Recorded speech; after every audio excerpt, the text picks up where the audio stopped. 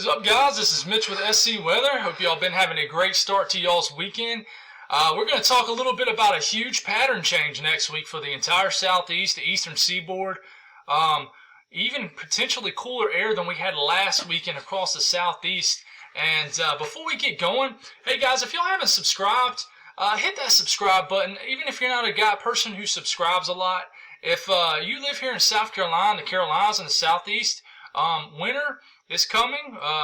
Everybody gets excited about snow and things. We still got a little bit of hurricane season left, so subscribe. I give almost daily updates. It might be quick. There might not be a whole lot to talk about, but I will keep y'all updated. So subscribe, y'all have it.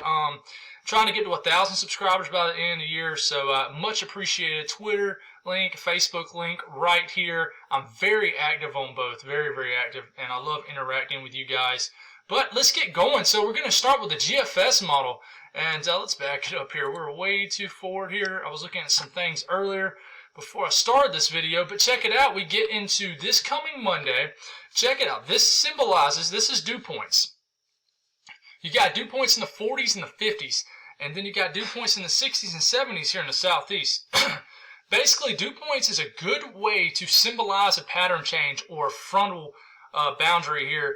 And basically, this is where the front is tomorrow, Monday p.m. So we start to get later in the frame, going into midweek. This is Tuesday evening. Look, the front is already clearing places like Mississippi, Alabama, the majority of Tennessee, and sneaking into in places like Georgia and things like that with much drier air. So very humid day, it looks like, probably Tuesday across the Carolinas, here in South Carolina also. But you get into Wednesday p.m. and the front has cleared. It's cleared almost the entire seaboard, and it's moving more of a west to east direction. So normally when fronts move like this, they actually clear places in the southeast before they do places up in Maine and Boston and Massachusetts and things like that, because it's moving more from the west as opposed down from like this direction right here. And so, this front clears the entire, almost all the way to the south end of Florida. So very impressive front as we get into later next week. It looks like the drier air, cooler air reinforces itself. Remember, these are dew points over the weekend. And I tell you what, this weekend coming up looks downright chilly. Beautiful, beautiful, potentially chilly weather. Early fall chilly weather coming up this weekend, and we're going to talk about that. And check it out, dew points are still low as we get almost 10 days out. So we're going to talk about temperatures here, and check it out. You got the front as you get into, so this is excuse me, this is Tuesday p.m. and you got the front right here just crossing Atlanta, things like that.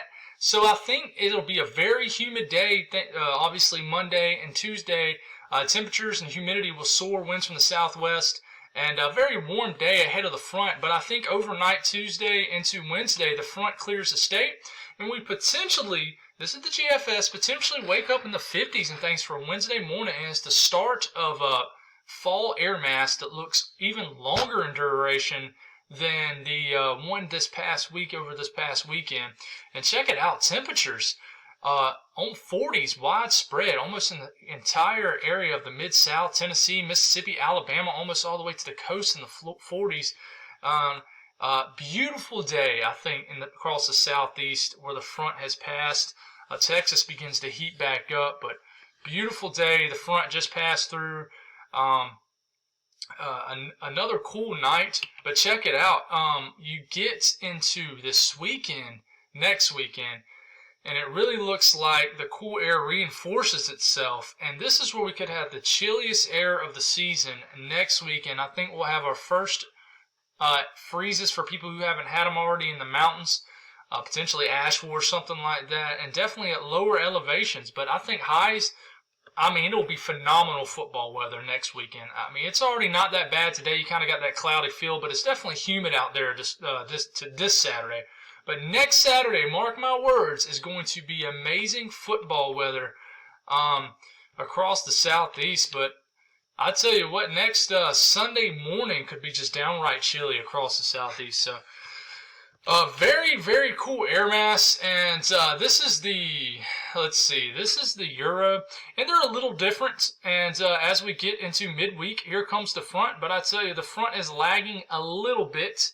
You check it out, these are the dew points as you get into Wednesday, but still, it has dry air moving into basically the whole entire state of South Carolina and the southeast, except maybe far eastern areas of North Carolina, but other than that, same kind of scenario. You know, dry air gets in place, it kind of humidity builds up somewhat, but then a reinforcing air mass kind of comes through and brings in even more dry air.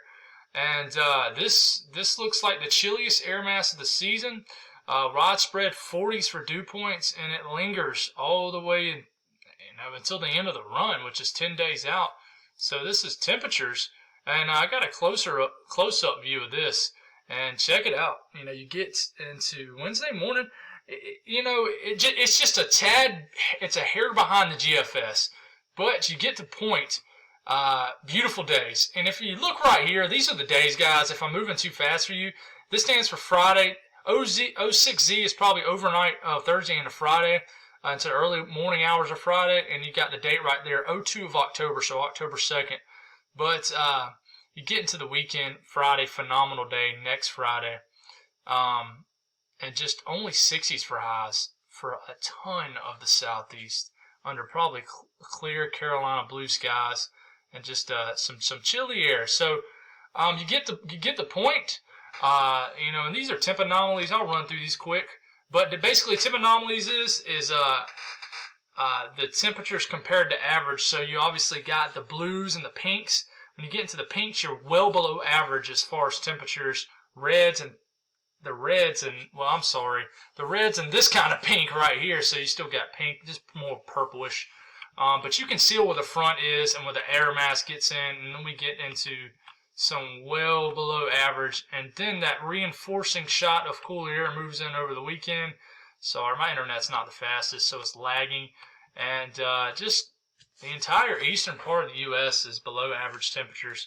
So another thing I quickly want to talk about, and this is just so much disagreement with this that it's hard to get detailed about this. But as this major cold front moves through midweek, we could have a severe weather threat across the southeast. I'd have a pretty decent confidence that whatever this severe weather threat is probably going to be linear, which basically means a line of storms, if you will, a squall line maybe embedded spin-ups.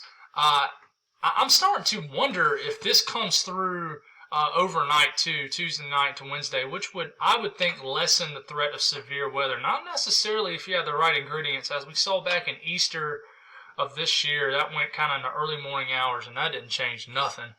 It actually killed people, unfortunately. So this is something we need to watch as the front's moving through. Definitely could cause some severe weather, potentially major severe weather event. But we'll get more into that as it gets closer. But this is the Climate Prediction Center, basically telling us what we already know. And it's been saying this for days. The 10-day outlook, October 2nd into the 6th. You basically got an 80% chance, 90% chance below average. This is high confidence, guys, very high confidence that we are going to be below average temperature-wise for the majority of the eastern U.S. And this is the 8 to 14 day range and still chilly. So it's basically saying that we're going to get into a fall air mass the whole entire first half of October. So that's something to look forward to, guys. If you're a big chilly weather and fall weather fan, I feel like everybody has to be this time of year. I mean, come on. So that's basically all I got. I know that's not a interesting weather, but it's weather that kind of makes us all happy. But as always, thank you all for watching. Subscribe if you all haven't. Awesome way to support me. And y'all have a blessed day.